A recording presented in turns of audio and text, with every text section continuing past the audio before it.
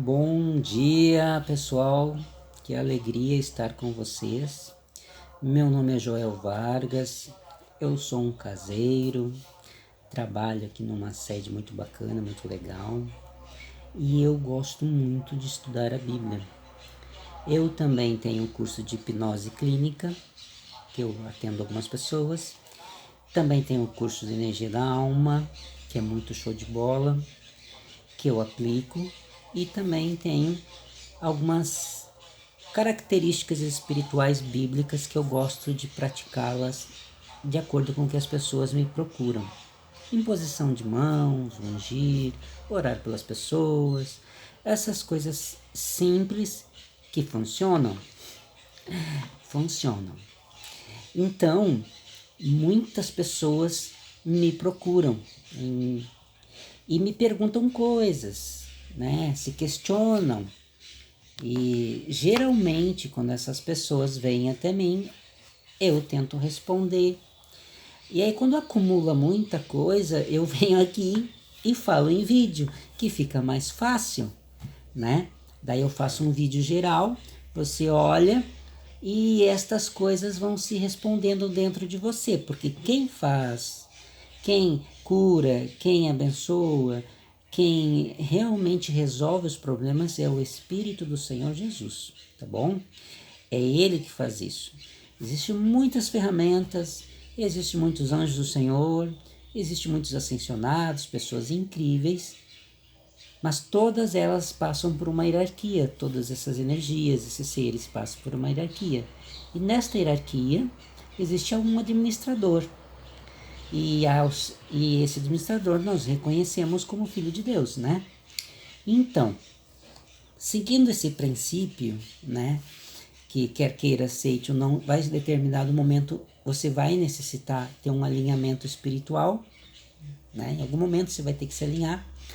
E esse alinhamento espiritual passa pelo Criador e sua hierarquia espiritual que ele criou.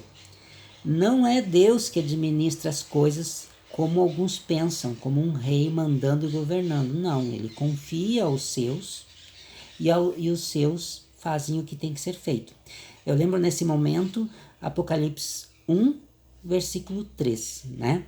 Que Deus dá a mensagem para Jesus, que dá a mensagem para o seu anjo, que é o seu assistente pessoal, que traz a mensagem e entrega para João, que entrega para mim, que entrega para você, e assim vai para diante. E que você entrega para outro, e assim vai. Então veja bem, tem uma hierarquia, existe uma linha, né? Existe isso em todos os reinos, no vegetal, no animal, e Deus administra as coisas assim. Tá cheio de textos bíblicos para isso, tá bom? Outro momento a gente pode ver isso.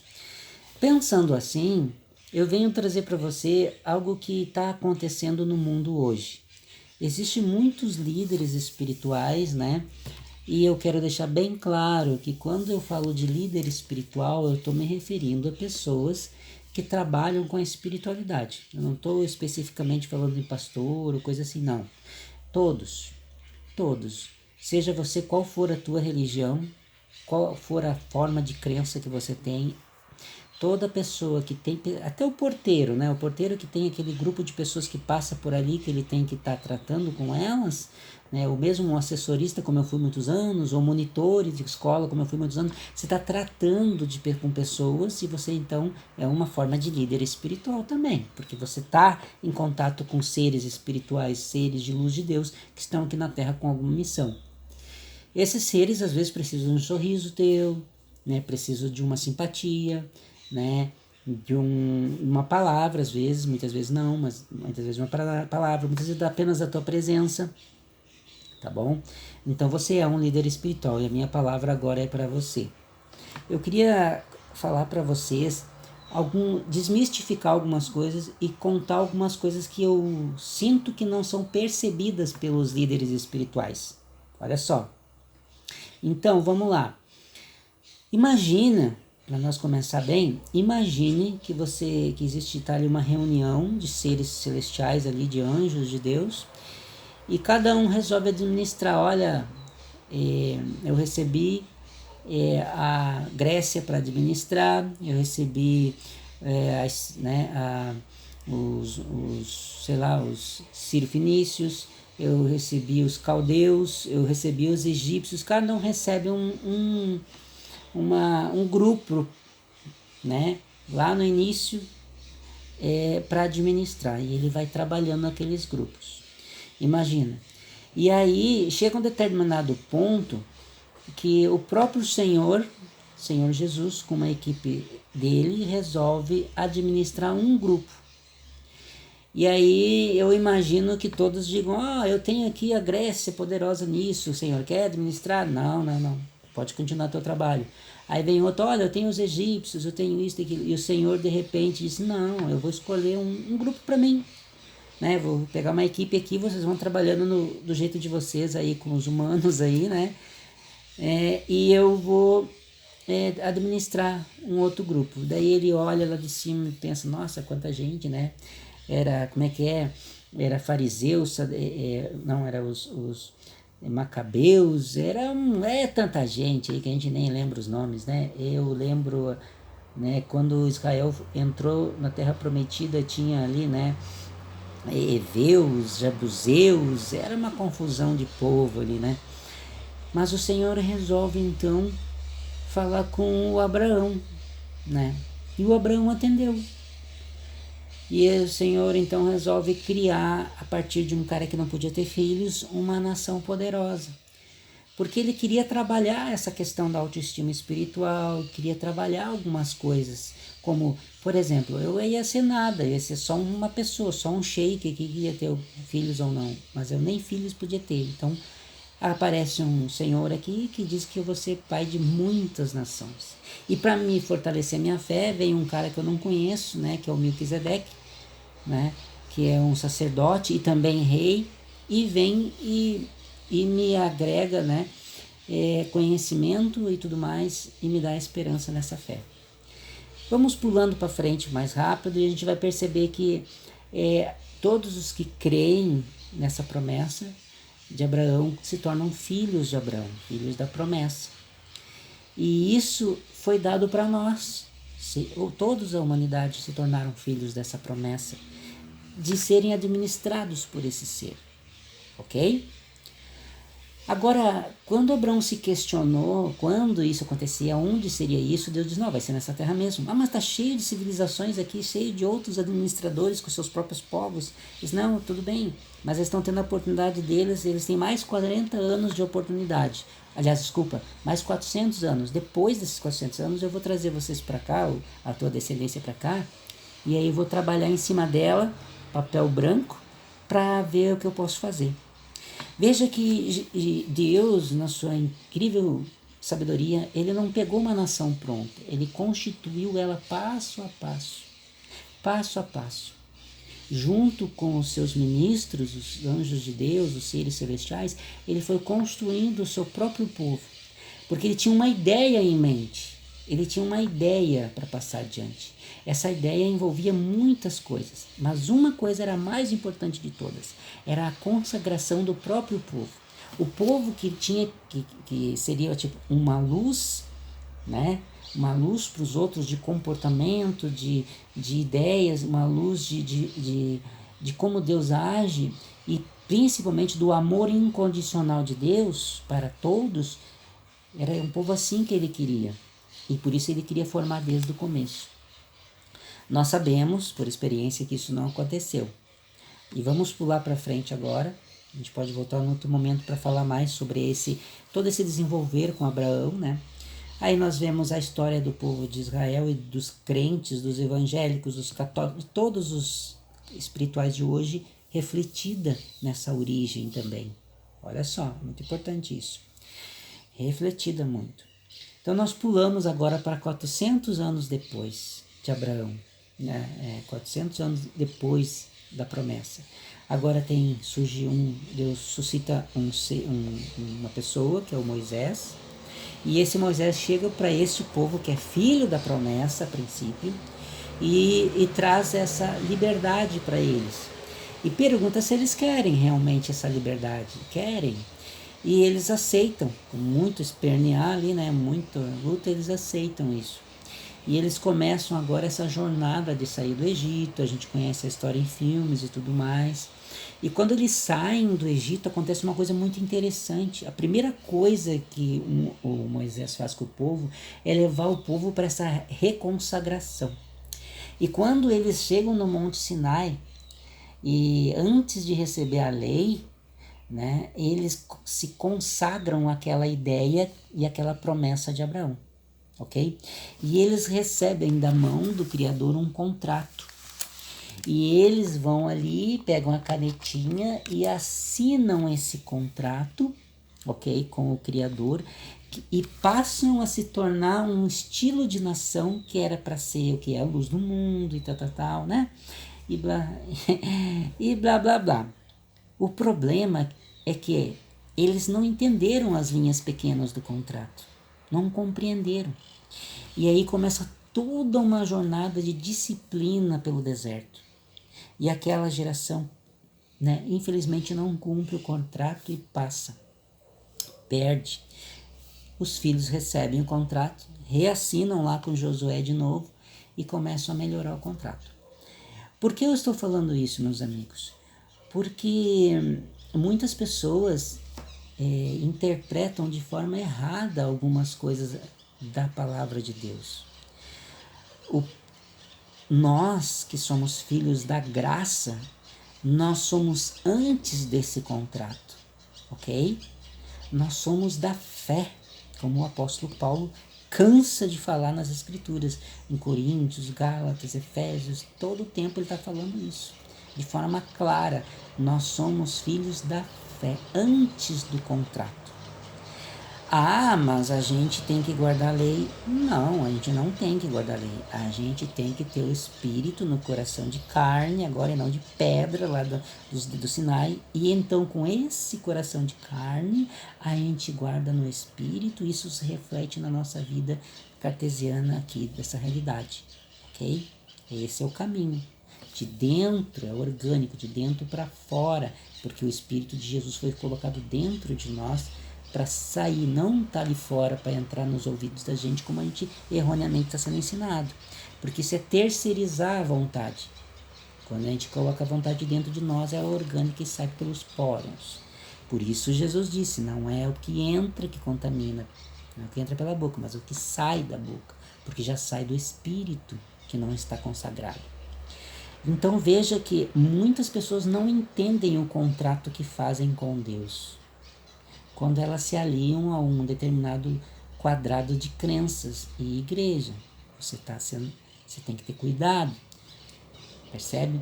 Mas voltando especificamente ao povo de Israel, eles não entenderam o contrato do Monte Sinai. Por isso Deus começou um projeto com eles. Mas Deus não abandonou o projeto lá de fora. Por isso nós encontramos vários, né, como Jetro, sogro de Moisés, que não estava no povo. Por isso Deus teve que tirar o próprio Moisés do povo e mandar lá para fora para receber essa nova visão da graça, para poder se interagir com Deus de tal forma sem estar discriminando os outros, para poder vir libertar o povo. E isso se repete constantemente nos Juízes também, no livro de Juízes.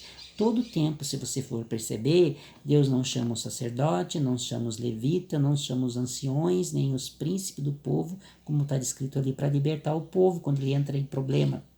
Porque eles estão dentro do contrato e não entendem.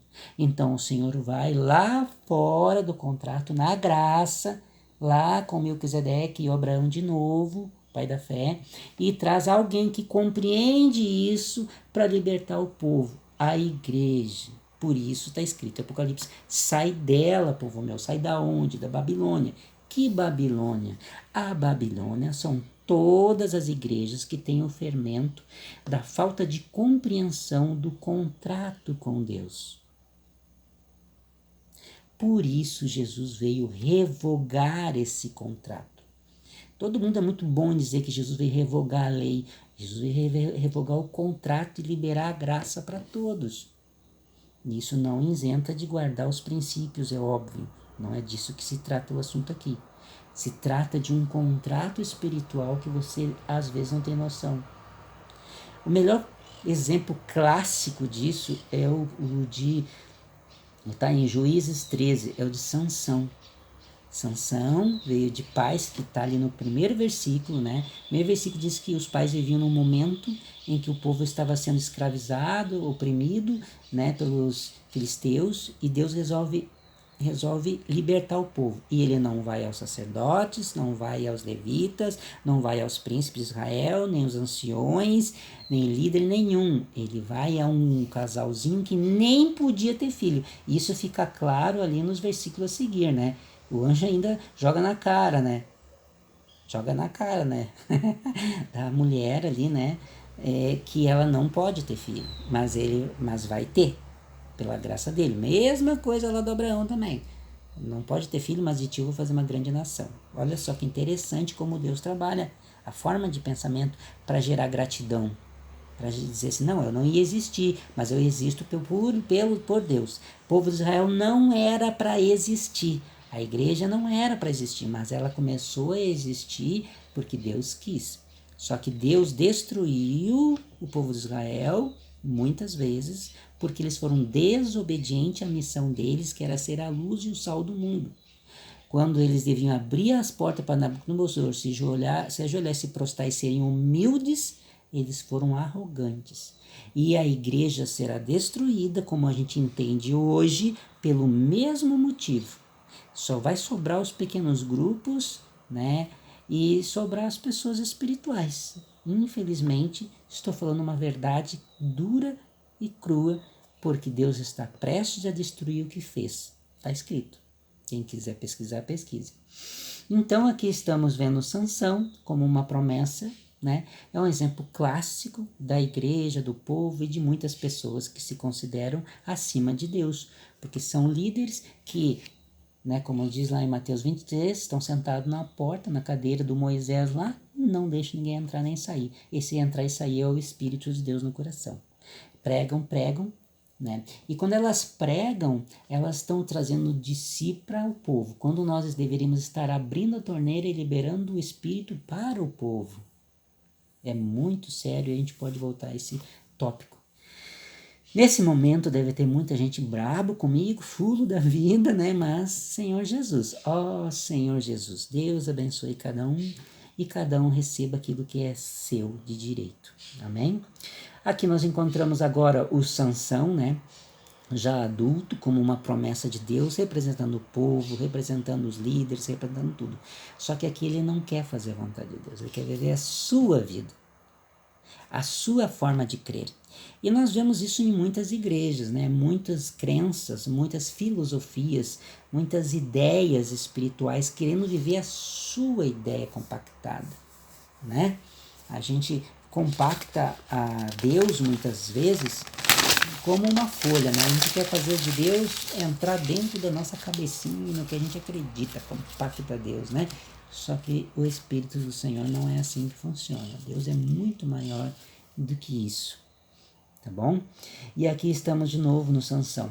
Toda vez que Deus tinha que fazer um trabalho, Deus tinha que suscitar inimigos para Sansão. E Deus suscitava, Deus trazia os inimigos, porque senão ele não fazia o que tinha que fazer. Aí muita gente diz assim, o inimigo está atacando, ele está me atacando, o inimigo está atacando a igreja, eu estou sendo oprimido por seres obtusos, sei lá. Não, o teu trabalho espiritual está em falta. Quando nós olhamos para Apocalipse nessa visão, a gente percebe que na Apocalipse, ali o que acontece de negativo com a humanidade, com as pessoas, não é porque Deus quer, é colocado como castigo de Deus, mas é uma consequência óbvia de que as pessoas estão descumprindo o seu contrato, como Israel descumpriu, como a igreja está descumprindo o seu contrato com Deus e tudo mais. Está percebendo? Desculpa. Eu acredito que a igreja é importante e é boa para todo mundo. Não é essa a questão. A questão é o que você está fazendo com isso. Você está realmente desobstruindo, liberando o Espírito de Deus que está em você, ou você está aprisionando com ideias e filosofias? Entende? Julgando ainda o outro. O outro guarda isso, o outro não come aquilo, como diz o Paulo. Mas eu que estou certo, porque eu faço assim. Já está errado. Então, meus irmãos, meus amigos, eu sei que é difícil, é complexo, todo mundo vai tá tendo sua própria ideia e filosofia, seu palpite e tudo mais. Mas nós vivemos num momento que nós temos que liberar o Espírito. O Espírito da promessa. Lá em Apocalipse nós encontramos, né, dizendo assim, que aqueles que realmente mantêm a fé do Senhor Jesus, mantêm a fé do Senhor Jesus e, né, guardam a fé do Senhor Jesus e têm o espírito da profecia. Qual é o espírito da profecia? A profecia de Joel 2:28, que é: derramarei o meu espírito sobre toda a humanidade, sem discriminação. E aí então eles poderão por si mesmo aceitarem ou não a realidade da vida eterna. A vida eterna é um reino aonde você tem que saber o que tu vai fazer. Tu vai para lá como você veio para cá sem saber nada? Não. Você tem toda uma vida aqui para descobrir e se preparar para esse momento pós-vida, que é o momento eterno, seja hoje, amanhã ou daqui 1000 anos, não interessa. Percebe? Isso é um outro assunto também muito interessante, porque as pessoas vivem uma cultura de igreja totalmente aleatória à própria mensagem do Evangelho. O Evangelho é o quê? A palavra Evangelho é o quê? É uma mensagem. Evangelho é a palavra que significa mensagem, mensageiro. Você veio uma mensagem. Qual é essa mensagem? O anjo fala, Jesus diz. Qual é a mensagem? A mensagem é que chegou o reino. Estava para chegar. Toda a linha do tempo bíblico do povo antes disso era para mostrar que chegaria o tempo e como deveria ser as pessoas do reino. E agora chegou a mensagem, chegou o reino e Jesus apresenta como é esse reino em sua própria vida. E olha a dificuldade que foi para ele, né, fazer os discípulos entenderem isso, porque eles entendiam, como a maioria dos religiosos da época, que o reino era aqui e que era para ser vivido aqui, nessa realidade de terceira dimensão, aonde o nosso corpo é falho, é limitado, para pouco presta, segundo as Escrituras, e que precisa de um corpo incorruptível para ser eterno. Olha só, Deus não habita na incorrupção, não, mas ao mesmo tempo diz que o nosso corpo é corruptível. Então, qual é o problema aí? Onde que está o problema? Faltava um lugarzinho para ele habitar, que é o nosso espírito, que é o Espírito de Cristo, que ele conquistou lá na cruz, como morreu e ressuscitou, ok? Então, essa nova geração espiritual que está surgindo a partir de alguns anos atrás aí, é uma geração espiritual muito séria, e onde a religião está se tornando um problema. É verdade, porque as pessoas que se fixam a Bíblia como uma religião, não como simplesmente o oráculo espiritual do reino, vão ficar assim, quadradinhas. E vai ser que nem o povo do deserto, que ficou aí morrendo durante 40 anos, se perdendo no deserto, sendo picado por serpente, né, e morrendo. Enquanto as suas sandálias não envelheciam, diz a Bíblia, a sua roupa não envelheciam, eles recebiam um maná do céu que podia ter deixado eles igual a roupa deles, eles envelheceram e morreram por conta que não entenderam o contrato deles e o reino que estava para vir. No caso ali, o reino hebreu do futuro, né? Logo depois de Josué. Então, a mesma coisa se repete no nível espiritual nos dias de hoje. Existe uma linha que começa e chega no ápice e depois ela desce. Aconteceu com o povo, com a igreja, e vai acontecer sempre essa linha. Percebe? Aonde nós estamos como indivíduo nessa linha? Isso é um questionamento muito importante. E esse assunto que eu estou trazendo para vocês é um assunto muito polêmico, porque envolve muita crença pessoal. As nossas crenças pessoais são como uma malha. Imagine que existe 2 compartimentos na nossa mente, o consciente e o subconsciente. Entre um e o outro tem uma malha de pano onde fica filtrado as coisas. Só que a gente não tem como mexer nisso, a não ser pelo Espírito de Deus e pelas outras ferramentas, né, espirituais aí que tem, são boas. Então, quando a gente mexe essa malha, limpa ela, deixa ela branquinha para receber só as coisas boas, aí começa tudo de novo. Isso é uma conversão, isso é tudo de novo. Mas eu não consigo me converter se está tudo o copo cheio ou essa malha suja, cheio de crenças limitantes e tudo mais. Então, o povo de Deus saiu do Egito com essa malha suja, cheia de crenças, e não conseguiu entrar na Terra Prometida. Em 2, 3 meses podia estar lá. Levou 40 anos morrendo. Mas os seus filhos viram isso e se esforçaram. ok? Então assim, ó, dá uma olhadinha na vida de Sansão que você vai perceber uma coisa repetitiva do próprio povo de Israel. Se você ler Juízes, você vai ver, existe um padrão ali, ó, né? Um padrão, né? O povo tá bem, né? Tá bem. Aí começa a se desviar, não dá atenção para a espiritualidade. Os filhos se perdem, quando os filhos estão no final da vida, então, no final da vida, eles lembram como era feliz quando era criança. Aí eles começam a voltar para Deus, voltar para Deus. Mas daí os seus filhos já estão crescidos e já receberam tudo negativo deles.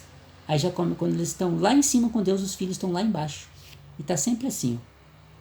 Juízes é o exemplo clássico da humanidade e da espiritualidade nas igrejas e no mundo. Você já notou as igrejas que tem 4 gerações aí? Na primeira geração, bomba. Na segunda se mantém um pouco. Na terceira já começa as dificuldades, os problemas. E na quarta já vai caindo. Pode olhar o padrão das igrejas, todas elas. É assim que está em Juízes, sabe? Não me levem a mal, Senhor Jesus. Oh, Senhor Jesus. Oh, Senhor Jesus, não me levem a mal, meus amigos. Pensem sobre isso. A gente conversa mais sobre o assunto. Fiquem com Deus. Um abraço. Um beijo para todos.